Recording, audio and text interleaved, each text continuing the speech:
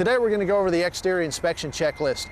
It should go without saying that while you're on the flight line, use the appropriate protective gear, hearing protection, and ensure all your zippers, your pockets are properly engaged.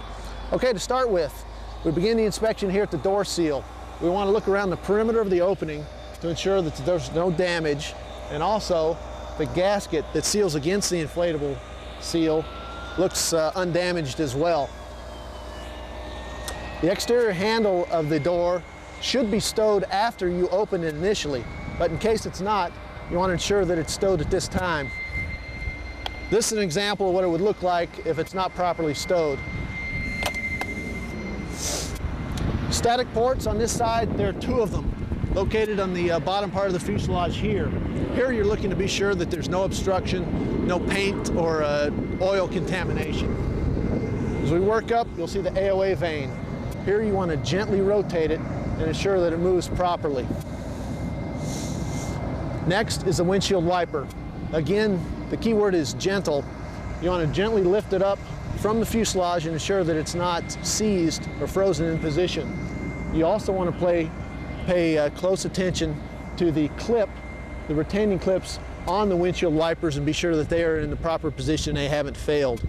That if they aren't if they aren't in good condition, they could fail, scratch and damage the windscreen, and eventually lead to failure of the actual windscreen itself. Now, after TO, the ice detect TO, you'll notice an ice detector up here. We're looking to see that it's simply in good sound condition. Brake reservoir is next. The window here, you're looking for simply a complete red circle indicating that it is full. Service panel should be secure.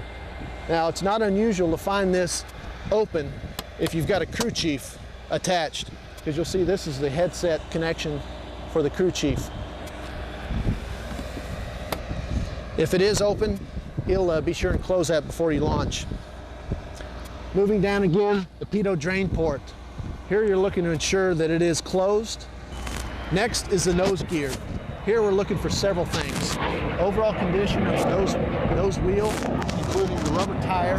There should be no treads showing at all through the rubber. Looking to be sure that there are nuts all the way around, and it's an overall good sound condition.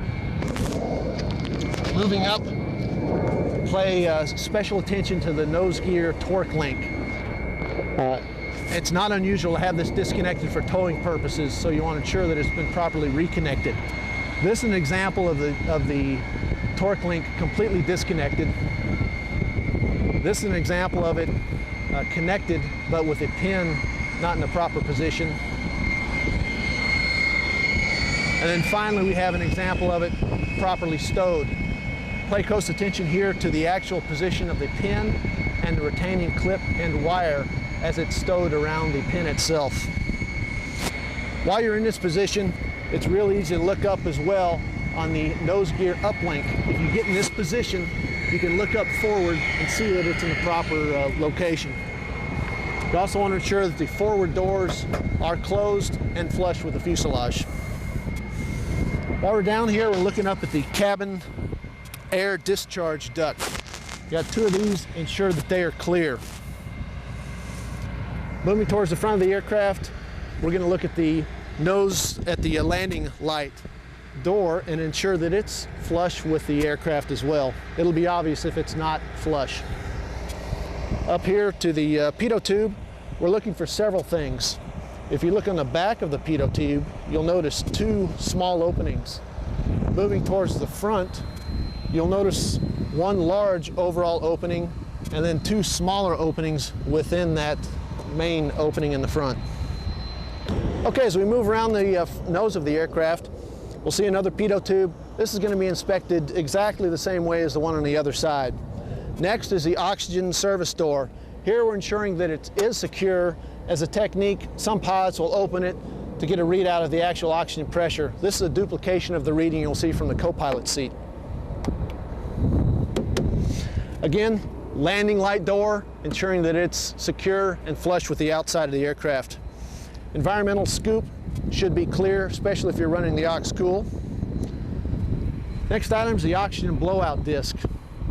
If this is not present, you should contact maintenance to have the system serviced. This is a close-up of what the item looks like. While you're down here, just below them are the pitot static drain ports. There are 2 of them on this side. Same thing holds true for these as the one we inspected previously. Moving up, we're looking again at the windshield wiper. Once again, looking for the same things as we did on the other side. Now, as a technique here on this side, way to remember what we're inspecting, think about moving in kind of an up and down W pattern. We started down low, we'll move up, down, up, finally on our inspection on this side. Again, moving down, you see the next item is a static drain port, same as the one before. AOA vane is a duplicate of the one on the other side. And then static ports on this side, same thing holds true, checking for any kind of contamination or obstructions. Escape hatch. Again, looking for the overall condition of this escape hatch, and we want to be sure that it's properly installed. To do this, we notice that it's flush all the way around the exterior of the door, with the exception of the top. It's acceptable to have the top leaning in somewhat, and when the aircraft is pressurized, it'll expand and again become flush with the outside of the aircraft. Now, this is an example of what one might look like if it weren't properly installed on the pins on the interior of the aircraft. Moving aft, wing inspection light.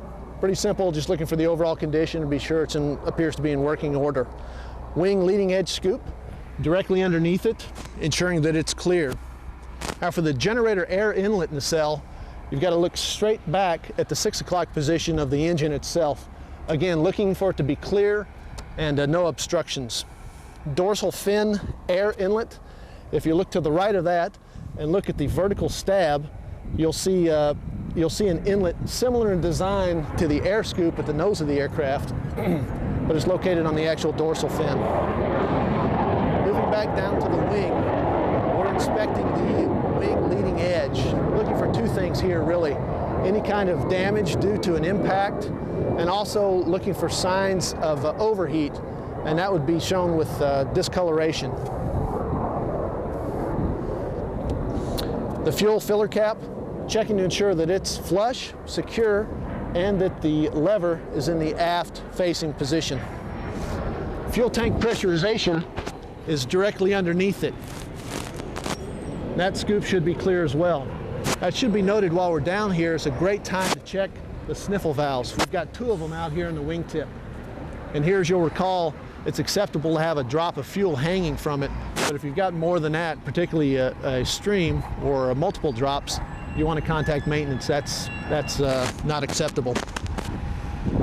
Moving further out, we'll find the wingtip vent scoop. Very small inlet, but it too should be clear. And then finally, on the wingtip, the navigation anti-collision strobe lights. Looking for the overall condition of the outer skin and also the 3 lights underneath to be in good working order. Okay, while you're out here at the wingtip inspecting lights, it should key in your brain to look up at the top of the vertical stab. You've got an anti-collision light up there, and since you can't see it from the aft angle of the aircraft, it's a perfect time to inspect it at this point, and it looks good. Okay, moving to the aft portion of the wing, we're looking at the wing anti-ice exhaust port. Again, should be clear. Next is a roll trim tab. Overall condition, and that it should be, under normal circumstances, should be flush with the rest of the wing. Static wicks, 3 per wingtip, and they all need to be present. Spoilers along the entire wing here. It's important that you don't manually actuate them. That could cause damage. And you want to keep your hands clear from them as well in case somebody's inside the aircraft actuating them. Looking for overall condition. While we're back here, flap should be inspected as well. Looking again for overall condition, looking for signs of damage. It's a good idea to look underneath the aircraft, underneath the wing, to ensure that there wasn't a bird strike on a previous sortie.